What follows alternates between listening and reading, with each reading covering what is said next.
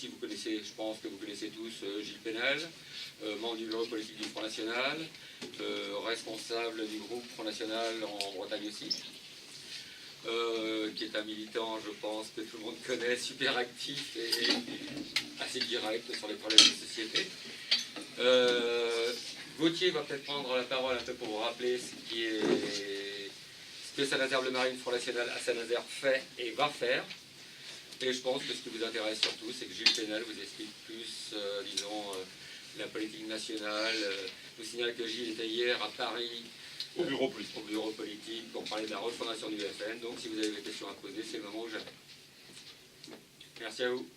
Merci Jean-Claude. Je serai moi-même assez bref pour laisser la parole à Gilles pour quelques minutes.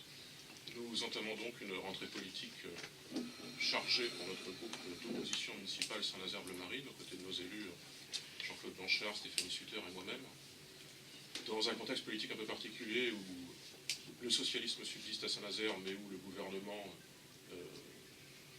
est autre, mais cela ne nous empêche pas de nous opposer. Et nous opposerons donc durant les mois à venir dans les séances du conseil municipal et également en dehors du conseil municipal en nous mobilisant sur un certain nombre de sujets. Et comme vous avez pu l'observer durant la dernière séance du conseil municipal, nous sommes soucieux notamment qu'il y ait plus de démocratie locale. Vous avez vu, je ne vais pas y revenir longuement, mais vous avez vu ce que propose le maire en termes de refonte des conseils de quartier, par exemple. Eh bien, nous nous sommes exprimés pour nous indigner du fait qu'il y ait eu un changement de règlement intérieur qui, de fait, exclut nos représentants. Et c'est le sens de notre démarche, que le maire a qualifié d'entrisme, qui est simplement d'appeler nos sympathisants, nos adhérents, ceux qui se reconnaissent dans le Front National, ceux qui ont voté pour lui à l'élection présidentielle et à la législative, eh bien, de participer au conseil de quartier en étant volontaires pour intégrer ces structures, qui sont au service de la démocratie locale, et où il n'y a donc aucune raison que les nôtres soient absents.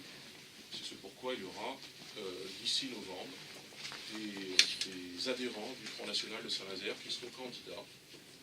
Nous-mêmes élus, nous ne serons plus candidats puisqu'il y a eu un changement de règlement et nous respectons les règles, mais nous entrerons au conseil de quartier. Le changement de règle, c'est que qu'avant, il y avait des élus qui pouvaient postuler sur ces conseils de quartier, et aujourd'hui, on ne peut plus là, c'est ça? Il n'y a pas de règle explicite. Aujourd'hui, la volonté de la ville, c'est de dire plus aucun élu au sein des conseils de quartier. La volonté explicite, c'est ce qu'ils ont explicitement qualifié de jurisprudence Gauthier-Boucher. Voilà, nous trouvons maladroit, nous en prenons acte, mais nous serons tout de même candidats, pas les élus, mais nos adhérents, nos sympathisants. Voilà, pour ce qui est de notre attachement à la démocratie locale.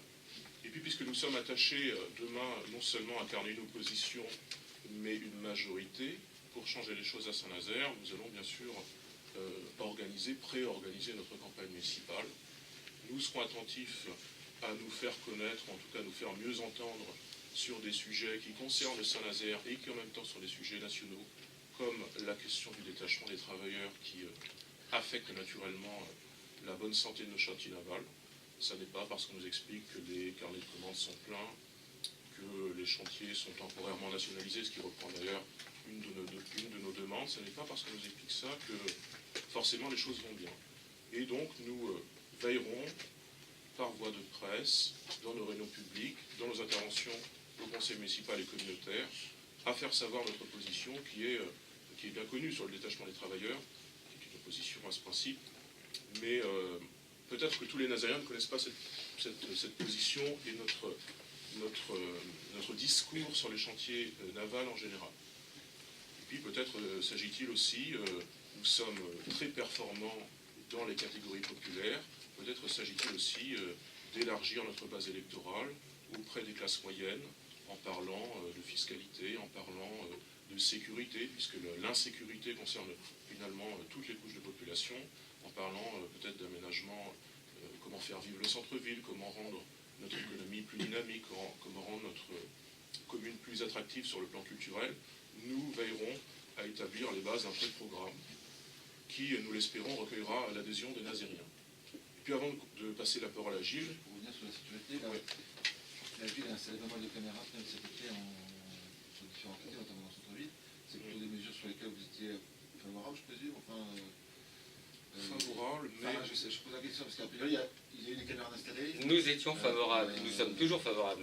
Nous étions le premier groupe politique à le proposer à Saint-Nazaire, ce qui a scandalisé la gauche à l'époque, rappelez-vous, surtout l'extrême gauche d'ailleurs. Nous sommes aperçus pendant l'été, les choses ont été un peu rétablies, que les caméras de surveillance ne filmaient pas les endroits à risque. Par exemple, un site très sympathique à Saint-Nazaire, qui est ce qu'on appelle la place des droits de l'homme, où nous avons vu pendant 6 mois perturber, continuer le trafic de drogue au vu et au su de tout le monde. Et nous étions aperçus au début que les caméras évitaient ce carrefour. Depuis, ça a été rectifié. Depuis, ça a été rectifié. Permettez-moi d'intervenir sur ce dossier, parce que je suis conseiller municipal FN de Fougères et on a la même problématique, là, l'installation de caméras. Ce que nous disons aussi au Front National sur ces caméras, c'est que c'est bien gentil les caméras, mais ça ne peut pas être une fin en soi pour lutter contre l'insécurité. Parce que si on arrête quelqu'un, qu'est-ce qu'on va en faire? Dans le laxisme judiciaire actuel, il sera libéré. Ce qui compte, c'est la sanction. Et de toute façon, nous avons aussi des questionnements sur ces caméras, parce qu'une fois que les délinquants sauront où sont situés exactement les caméras, ils déplaceront leur zone de trafic ailleurs. Donc les caméras, oui, nos amis sont pour, moi aussi. Cependant, ça ne peut être l'alpha et l'oméga d'une politique de répression de la délinquance. C'est bien autre chose. Vous le savez bien, messieurs de Presse Océan ou de la presse locale, que la BAC, ou disons la police nazérienne, a fait de multiples arrestations au niveau trafic de drogue, délinquance, etc. Nous avons vu la plupart des délinquants se retrouver libres du jour au lendemain.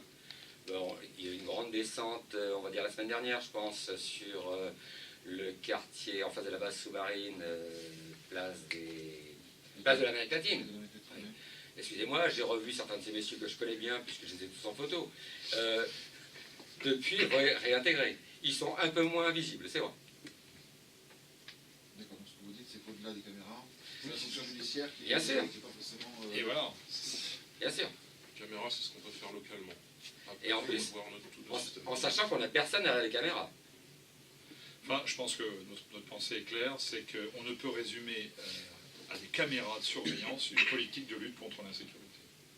Mais bien évidemment, on sait bien ce que font nos édiles locaux, c'est qu'ils communiquent beaucoup sur cela pour faire croire à la population qu'ils luttent contre l'insécurité. Dans la réalité, c'est très très insuffisant, que ce soit à Fougères chez moi ou à Saint-Nazaire ou partout. Et puis, va-t-on mettre des caméras partout qui fait que... On peut se poser aussi des questions sur l'atteinte à la liberté individuelle aussi, parce que les honnêtes citoyens, d'être filmés en permanence, c'est peut-être pas non plus une bonne solution.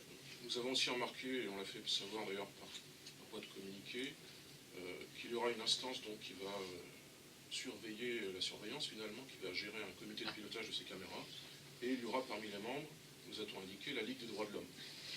Nous avons dénoncé cela en disant que manifestement une association qui est politisée, dont on sait qu'elle est hostile par principe au Front National, et qu'elle est subventionnée par ailleurs par les impôts des Nazériens, selon nous n'a pas sa place dans ce comité de pilotage.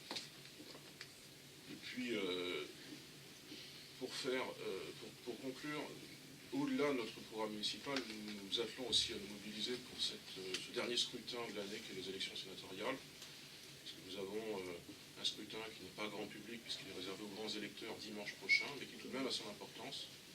Il s'agira d'envoyer des sénateurs Front National dans la Chambre haute, peut-être d'avoir un groupe demain.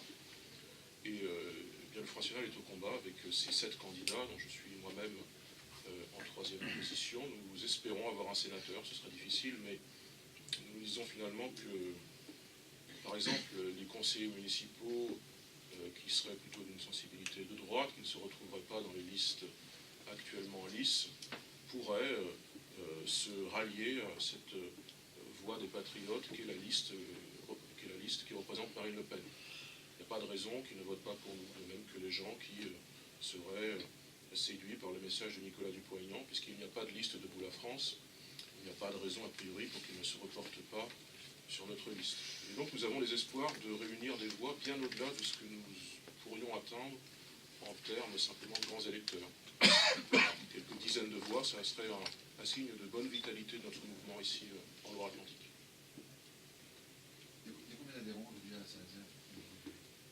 Nous tournons toujours autour de 100, 110, d'après les derniers chiffres. C'est stable, c'est en hausse, c'est en baisse par rapport aux élections? Nous avons une réunion hier au bureau du Front National 44, et le 44 est en hausse de 11,37%, il me semble. 11,37%. À partir du 1er janvier. Tout à fait, oui. On est toujours en légère hausse. Voilà, il n'y a pas de démobilisation à Saint-Nazaire, puis on a aussi des adhérents dans les autres communes. Oui.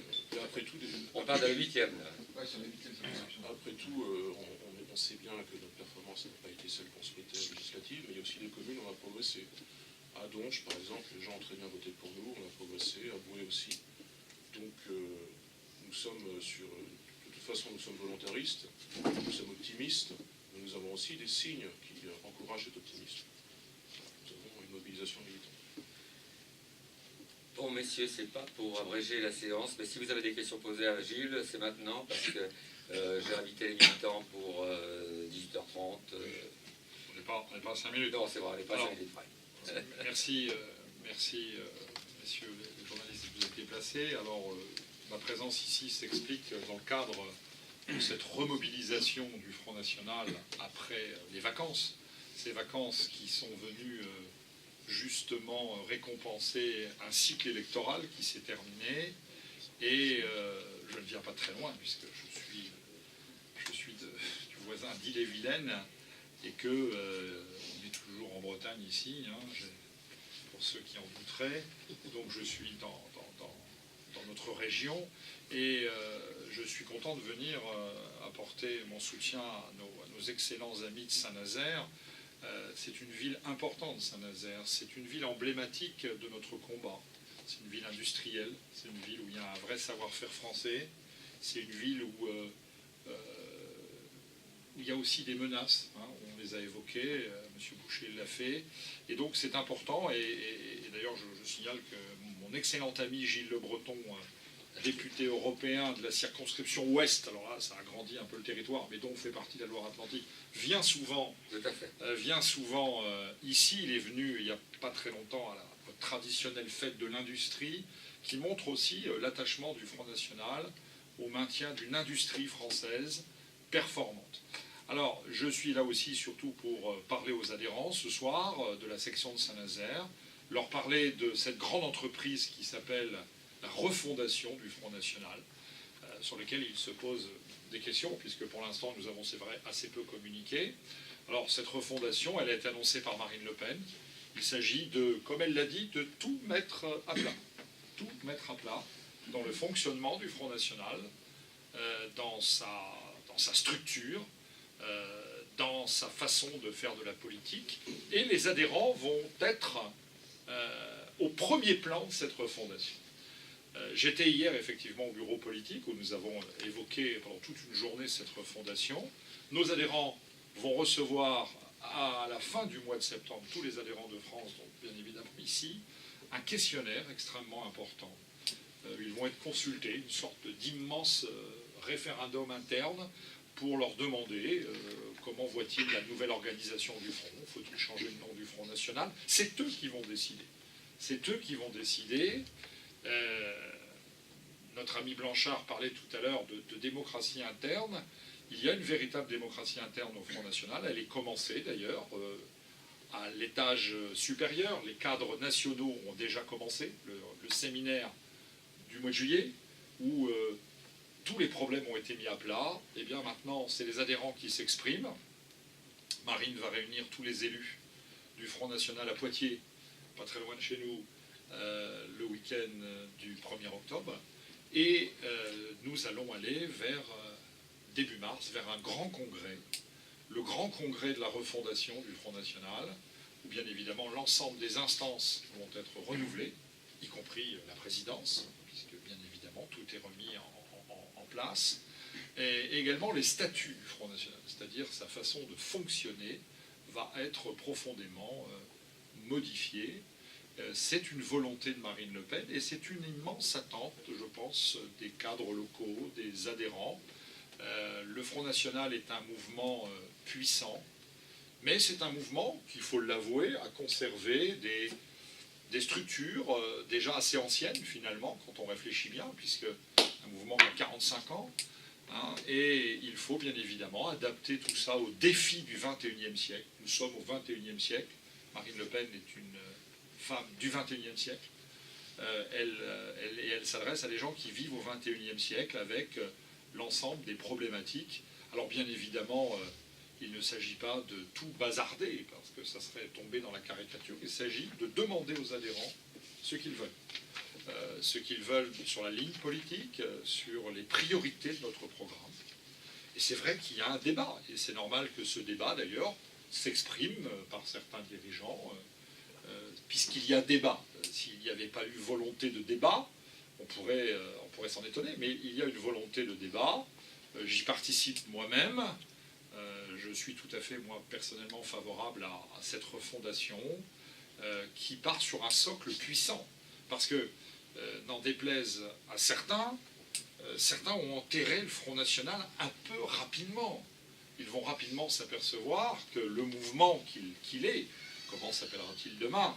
Je n'en sais rien, puisque sur cette question très précise, les adhérents vont voter, vont donner.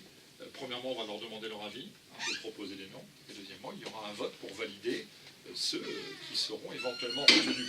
Donc, nous allons entreprendre quelque chose d'important qui va étonner nos adversaires politiques dans une période où, quand même, le paysage politique est profondément en train de changer. Les Républicains n'en finissent pas de traverser une crise profonde. Et c'est vrai que nous nous adressons, nous, aux électeurs des Républicains. Nous ne nous adressons pas, je le dis clairement, aux dirigeants des Républicains. D'ailleurs, nous ne nous adressons pas à eux, puisqu'ils se sont exprimés sur le Front National, en disant clairement qu'il était M. Vauquier, qui passe pour quelqu'un, soi-disant, oh là là, vous allez voir, M. Vauquier, c'est quelqu'un de droite, hein. Vous allez voir, hein. Pas du tout. M. Vauquier, il a déjà annoncé qu'il ne reviendrait pas sur la loi sur le mariage pour tous, reniant même ce qu'il avait dit il y a quelques mois. Et M. Vauquier a déjà dit qu'il ne voulait pas entendre parler du Front National. Ça tombe bien, nous ne voulons pas entendre parler de lui. Mais nous tendons la main, nous, bien évidemment, et nous avons des contacts partout, avec des adhérents, des militants, des Républicains, des élus locaux aussi, bien évidemment. Et puis au-delà de ça, nous lançons un appel à tous les patriotes de ce pays, qu'ils viennent de la gauche, de la droite. Nous avons une volonté de rassembler. Le Parti socialiste est quasiment mort, mais on n'a pas bien pesé. Je pense qu'il n'y a pas encore assez de recul. C'est les historiens peut-être qui le feront. Je suis professeur d'histoire, donc je sais qu'il faut un petit peu de temps pour que l'histoire s'empare, les professeurs d'histoire s'emparent de ça, mais on n'a pas bien pesé le cataclysme politique que nous sommes en train de vivre. Le Parti socialiste, qui est un parti omniprésent dans la vie politique depuis des décennies, qui est quasiment moribond. Les Républicains qui n'arrivent absolument pas à retrouver un souffle. Alors certes, la République en marche, la République en marche, la République en marche.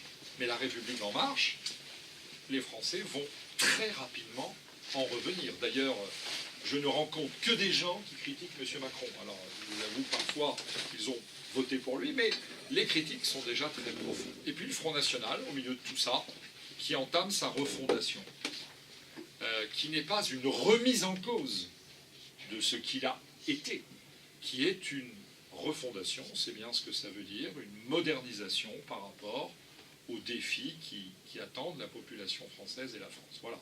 C'est donc ce que je dirais aux adhérents. Je répondrai bien évidemment, comme partout, à leurs questions, parce que nous sommes là pour les écouter, parce qu'ils sont les artisans à la base du Front National. Je suis même un élu local dans la ville de Fougères. Je sais ce qu'est d'être implanté. Je ne fais pas de politique sur les grands plateaux de télévision uniquement et sur mon portable. Donc je serai ici en territoire parfaitement connu, sympathique, etc. Voilà ce que je voulais vous dire. Je voulais également vous dire que le Front National est uni derrière sa présidente. Je parle des adhérents, des militants, des cadres. Et que, disons-le clairement, sans employer de langue de bois, le débat sur le débat, c'est terminé. Moi je dis que depuis le débat, dont on nous a tant reparlé, ah oui, le débat, Marine est morte, c'est fini. Ah oui, c'est terminé. Oui, mais depuis le débat, il y a 400 000 immigrés africains qui ont mis les pieds sur l'Europe. Il y a 75 agriculteurs en France qui se sont suicidés depuis le débat. On nous annonce des réformes comme la PMA qui sont une véritable monstruosité. On nous annonce des licenciements qui vont se poursuivre. On nous annonce des menaces sur la propriété française de nos moyens de production, comme par exemple ici les chantiers. Et donc forcément, il n'y a plus de débat sur le débat. Nos adhérents regardent vers l'avenir Au-delà du débat, on a entendu, ou j'ai entendu, j'ai lu des adhérents du Front National qui disent que Marine Le Pen a encore aujourd'hui les capacités à nous faire gagner l'élection présidentielle. Parce que quelque part, c'est la question que vous devez vous poser. Alors, on sait que les élections présidentielles, ça vient vite. c'est Ça va 2022, dans enfin, l'esprit le quinquennat maintenant, oui. C'est dans 5 ans, donc Oui. bon, voilà. Donc, et la question aussi, Oui. avec les militants se pose, enfin, du moins certains, j'ai vu ça. Oui. Est-ce que. Alors, qu'elle a permettez-moi de. cette capacité à conduire le parti vers Alors, la victoire? n'y voyez aucune mauvaise volonté de ma part, mais j'ai l'impression que ces questions-là, on les entend surtout sur les plateaux de télévision. Hein. On les entend surtout sur les plateaux de télévision, sur des reportages qui sont consacrés actuellement au Front National. Tout va mal, il y aurait donc effectivement des questionnements sur la présidence du Front National, sur l'avenir du Front National. Je pense que nos adhérents, nos militants, c'est vrai, ont été déçus. Parce que quand on est rentré dans la campagne présidentielle, c'est comme un joueur de tennis qui rentre sur le court. Il ne rentre pas pour figurer, il veut se battre pour gagner. Et nos adhérents ont énormément donné, et forcément, il y a 2 finalistes. Ils étaient très heureux déjà qu'on soit un de ces 2 finalistes. Je rappelle que pendant le temps où Marine Le Pen affrontait Emmanuel Macron, Fillon était par terre, Mélenchon était par terre quand même. La débâcle, elle n'est pas chez nous, elle est chez les autres. Eh bien, cette présence de Marine au premier tour a été un espoir. Effectivement, la défaite, parce qu'il y a toujours un des 2 qui perd dans une élection présidentielle.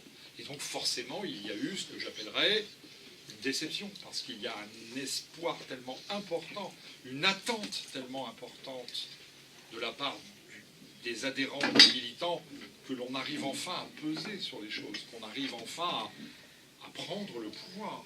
Et donc, forcément, il y a eu ce que j'appelle une petite déception. Moi, j'ai fait beaucoup de sport dans ma jeunesse, un peu en compétition. Quand je perdais un match, je jouais au tennis de table, oui, pour vous dire. Je jouais pas au ping-pong, au tennis de table. Quand je perdais un match, j'étais déçu. Mais je repartais avec le match suivant. Et nos adhérents sont dans cet état d'esprit. Ils font confiance à Marine, qui a subi des attaques. Voilà.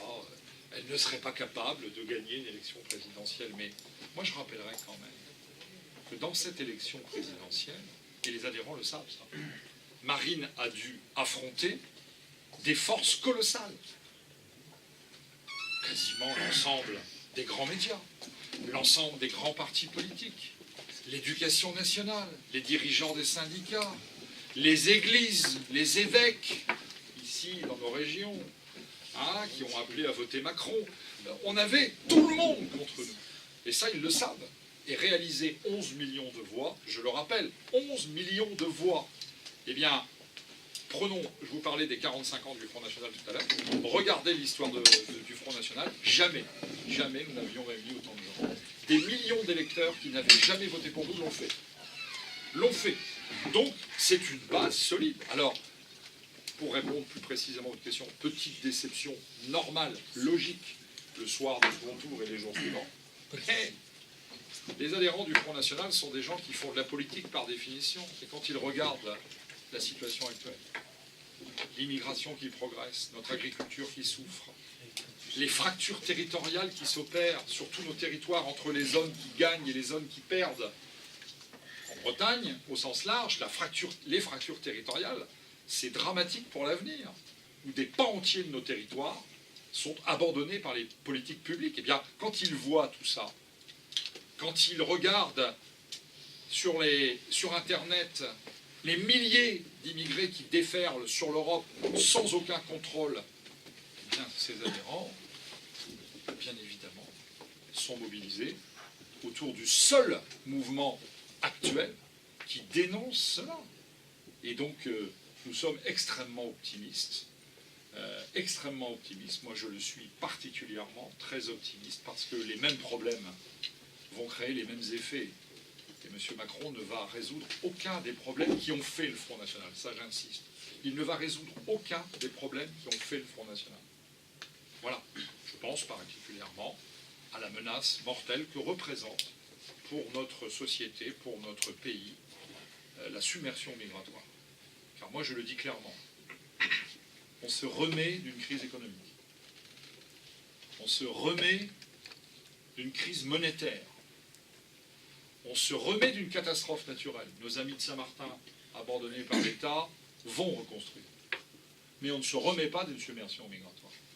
Et le seul outil en France et nos partis alliés en Europe, Gilles Le Breton était à Madrid ce week-end avec tous nos députés européens et l'ensemble des députés européens d'Europe qui partagent nos sensibilités, pour justement incarner une autre alternative que cette submersion migratoire. Et nos adhérents sur ces thèmes sont totalement mobilisés, totalement au courant. Et ils savent que en dehors de Marine Le Pen et du Front National, il n'y a rien. Donc, voilà. Vous savez, il y a les débats dans les médias, sur les plateaux de télé, et puis il y a ce qui se passe sur les territoires. Moi, j'aime bien regarder ce qui se passe dans les territoires, et on s'aperçoit que le Front National va très bien. Il va changer.